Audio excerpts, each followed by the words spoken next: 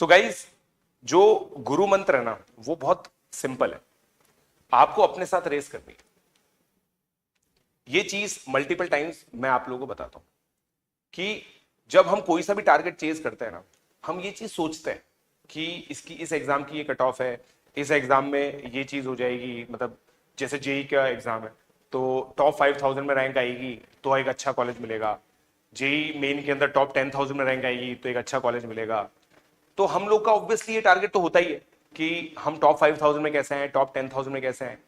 But ये career exams में ये सब चीज अच्छी ठीक है, मगर हम जिस एग्जाम की बात कर रहे हैं ना आईयूक्यूएम के अंदर, तो आईयूक्यूएम के अंदर आप लोगों को अपना खुद का टारगेट सेट करना है। जो भी बच्चा प्रिपरेशन कर रहा है, प्रिपरेशन के मिडिल में, उस बच्चे को एक अवेयरनेस वही होगी कि मैं इस एग्जाम में कैसा कर सकता हूं। मैं आप लोगों को 5 लेवल्स इसके अंदर बताता हूं। पहला बच्चा जो एग्जाम में अपना रोल नंबर भर के आएगा, अपना नाम भर के आएगा ओएमआर के अंदर, बाकी सब रैंडम क्लिक करके आ जाएगा क्योंकि उसने बहुत ज्यादा प्रिपरेशन नहीं की। मैं तो कहता हूं ये बच्चा भी चैंपियन है क्योंकि इसने करेज तो दिखाया एक नेशनल लेवल एग्जामिनेशन को फाइट करने का। आप सोचो एक ऐसा एग्जामिनेशन जो 8th क्लास से 11th क्लास तक सेम कट ऑफ रखता है। 12th क्लास के अंदर कट ऑफ अलग होती है, बट 8 से लेकर 12th क्लास तक के बच्चे का जो सिलेबस है, पेपर है, वो सेम। मतलब 11वीं क्लास का बच्चा जो पेपर दे रहा है वही पेपर 8वीं क्लास का बच्चा दे रहा है।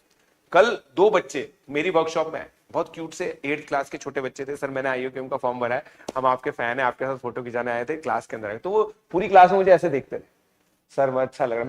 मैं उनसे पूछता बेटा ये समझ में आया? हाँ सर। हर चीज में हाँ सर, हाँ सर, हाँ सर। कुछ समझ नहीं आया, आई नो दिस। उन्होंने बोला सर हम क्या करें, हम 2 महीने मतलब 1.5 महीने में एग्जाम है, 40 दिन में एग्जाम। मैंने कहा देखो तुम्हें एक काम करना है। मैंने उनसे फेवरेट नंबर पूछा उनका कि 2 डिजिट का फेवरेट नंबर बताओ। एक बच्चे ने बोला 97, एक बच्चे ने बोला 42।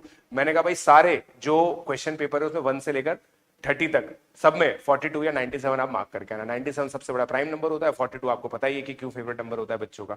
सो ये बच्चा भी चैंपियन है क्योंकि इस बच्चे ने अवेयरनेस तो ली। ये क्लास में जब बैठा इसको पता चला कि अच्छा एक ऐसा एग्जाम एग्जिस्ट करता है जिसके अंदर बहुत कम प्रॉब्लम्स सॉल्व हो पाती है, बड़े बड़े रैंकर से बहुत कम प्रॉब्लम सॉल्व हो पाती है। This is an examination worth preparing for. ये बच्चा अगले साल इस एग्जाम के लिए प्रिपेयर करेगा। और इसकी स्ट्रैटेजी क्या है? बहुत सिंपल। सबसे पहले 9-10 क्लास तक की मैथमेटिक्स अच्छे से कर लो, फिर आईयूक्यूएम के जो मेरे लेक्चर्स है ऑनलाइन अवेलेबल है फ्री ऑफ कॉस्ट, उनको ढंग से कर लो। ये पहला लेवल का बच्चा होता है। दूसरा लेवल का बच्चा वो होता है जो इस एग्जाम के लिए कुछ सॉर्ट ऑफ प्रिपरेशन करता है, जिसके बेसिक्स ठीक है।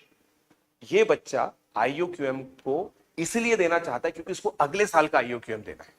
अगले साल ये आईयूक्यूएम में अच्छा करना चाहता है, इस साल बस एक्सपीरियंस के लिए देगा। 6, 8, 10 ऐसे नंबर इसके आएंगे, 5 भी आ सकते हैं, 4 भी आ सकते हैं, 2 भी आ सकते हैं, 0 भी आ सकते हैं।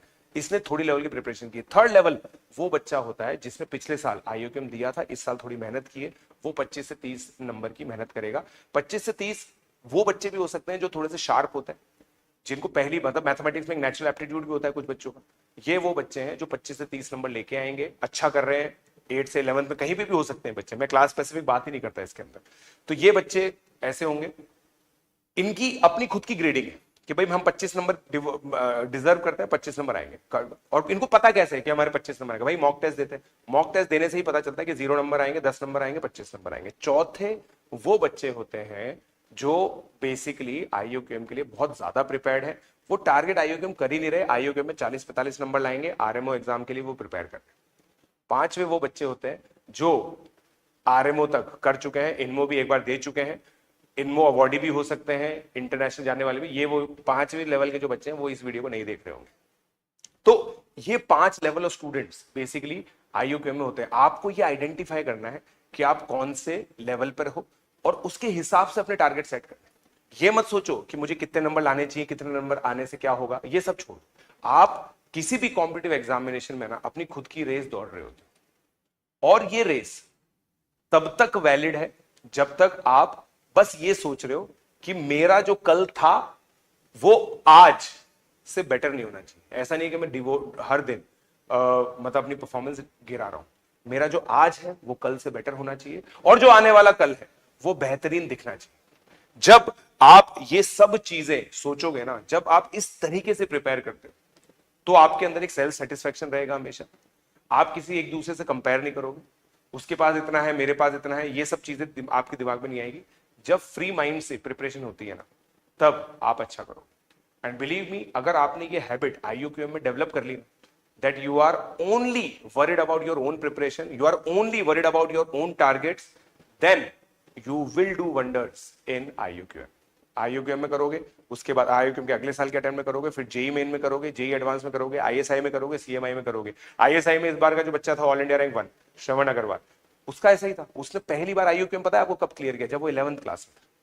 उससे 8, 9, 10 में नहीं हुआ, या फिर उसने नहीं दिया, जो भी था, बट उसके बाद इतना एक्सपोजर नहीं था. बट जब IUQM की तैयारी की, ISI में हेल्प हुई ना, ऑल इंडिया रैंक 1, सोच रहे हो आप, it is a big deal. 120 में से 116 नंबर आए उसके, जो फर्स्ट स्टेज था उसके अंदर. It's a very very big deal. So इसी हिसाब से प्रिपरेशन कीजिए कि आपके जो खुद टारगेट्स है ना वो सेटिस्फाई. और मैं आप लोगों को बता रहा हूं, जो लेवल 1 पे भी है ना, जिसके 0 नंबर आएंगे, जो केवल अपना रोल नंबर भर के आएगा, वो भी चैंपियन है मेरी नजर में.